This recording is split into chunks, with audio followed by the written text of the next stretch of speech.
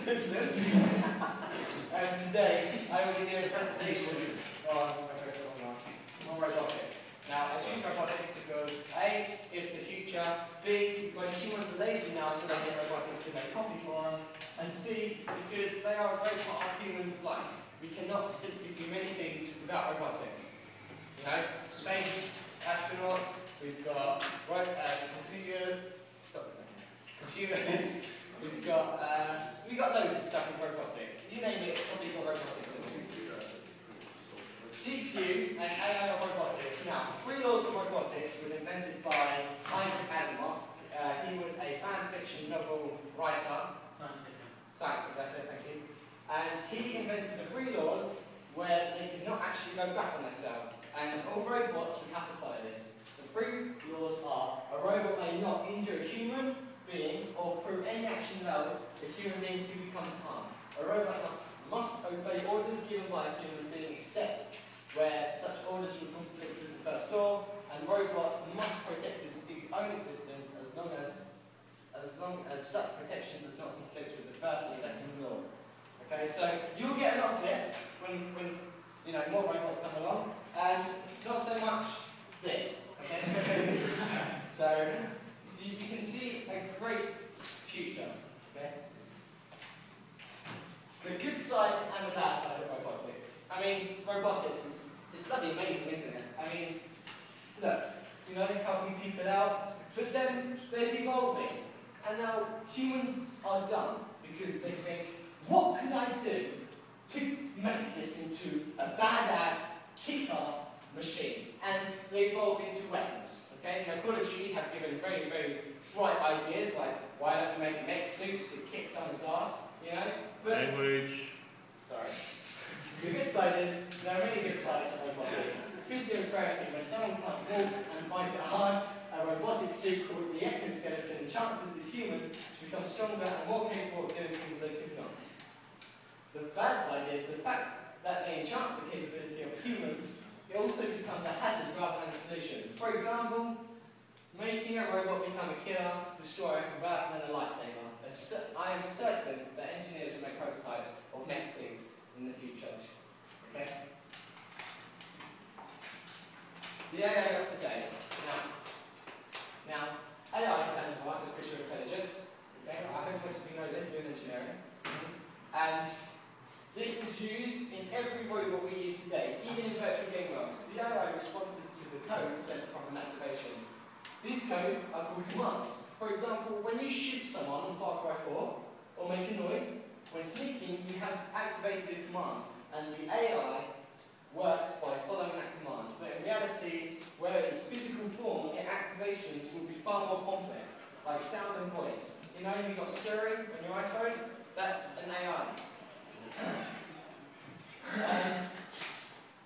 Pressure pads, temperature, light, sensory measurement, and yet coordinates for 3D diagrams. For example, a 3D printer and Google Glass. Many of these sensors have already been done. For example, if you look at the space rover, it has temperature, it has light sensing, and it can even sieve the soil and tell you what kind of chemicals from the chemical element is inside that soil, like iron, copper, other stuff, vitamins. Robot companions. This is my favourite. Mainly because old people not think that we are, you know, becoming too space age, but because there is a great side to old people and robots. For example, this was a film where a man finds a robot and he doesn't get along and he ends up robbing somebody with a robot, which is pretty funny. Sounds weird. Well, it's not, because the main difference between AI and the living is emotions. So why should that separate us from each other? Okay? Pensioners need someone to care for them, look after them, and socialise every day. They may say it won't change or help, but in fact, socialising is a need of the human and keeps the mind on a steady level. First aid requires a lot of man supply and manpower after disasters like a tornado. But if we have a robot companion designed to find heat signatures in the rubble, feel vibrations, supersonic hearing, and mass strength, people can be saved faster and treated faster. You know, like in the pool, the earthquake. There's so many people right now trying to help them. If we have a robot, that could just be like, shabam, okay? They're safe. They are safe. We've got the robots in the final frontier. This is my second program. The final frontier is yet to come. But first, did you know that if it wasn't for AIs and robots, we as a human race would have never made it, ever, to the moon? Because, simply, there are way too many numbers, and it is impossible to find the coordinates in space because the universe is 4 dimensions, as we know so far. And that can never be created on a piece of paper or on a 3D scale model. Therefore, a computer is required, and so is predicted course. That's when the AI comes in.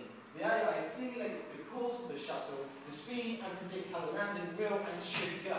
For example, a monkey did not fly a spaceship, okay? A robot did. An AI did. If you put a monkey in a freaking Boeing 747, the worst it's going to do is probably put the air sign on, you know? We ain't going to take that off. This will only progress in future time, as we as the human race will move more towards exploring space, planets, asteroids, and also the fact that someday we will have to leave Earth because, well, look at what we're doing to it, you know? We're destroying it. I was going to say something very rude there. Robotics will be manual and automatic by exploring other planets, collecting resources, and building on other planets. If you've listened to the news recently, people like Bill Gates, I don't know any others really, they plan on actually launching people up into space to collect minerals from asteroids. So that is way more harder than landing on a planet, because an asteroid changes its course of action. A planet doesn't. So robots are dearly needed. Not only that, they will also mine better than humans. The end of my conclusion of the future is, my conclusion to the future and robotics is that using robotics and finding an alternative is inevitable. You cannot say, no, we don't want robotics, because nobody will go back. Nobody will go to washing up with hands. They will say, no, I want a dishwasher. Okay? Nobody will want to wash up with hands. Nobody is going to want to have to write down all their coursework again. They just want to type it. So it's inevitable. The only way forward is robotics, which means we need to be more aware of what they're capable of. There's just no way of avoiding robotics or stopping them from evolving. Not only because we need it, but humans will grow more lazy and selfish by acquiring these to fit their needs. Look at Tokyo! They've got toilets that brush their butt. Why is that needed? You know? Because it's just not normal. You might as well have a robot that carries around a dummy with you that puts in a baby's mouth. You know? It's just pure laziness. It's something like 10 million a year on the toilet bowl. Yeah, but that's understandable. But brushing your butt from a toilet is not normal, okay? You know? Yeah. It is if you go to some places in Europe. Save the questions till the end. So, it's just ridiculous, isn't it? I mean, people in fast food, don't cook the food, they stick it in the microwave and go down, right? You got your burger there and you got a happy meal for kids. Nobody will ever go back. They are only the future. And Japan is a great example of the future. Are there any questions? Why are you looking at me when you look about fast food? That was a coincidence. Yes? When was the first robot created? The first robot actually was as we know. And as we know was, to be quite safe, is the first ever functioning robot that is closest to human as possible. He can play football, he can socialise with other robots of himself, he can socialise with humans, and yet even make hand gestures. Why was he created? He was created, by Honda, I think it was, and they wanted to see if they could be the first to get so far ahead and show people that robots can exist in our organic life. Yes? You're not saying that the first robot will be the first computer?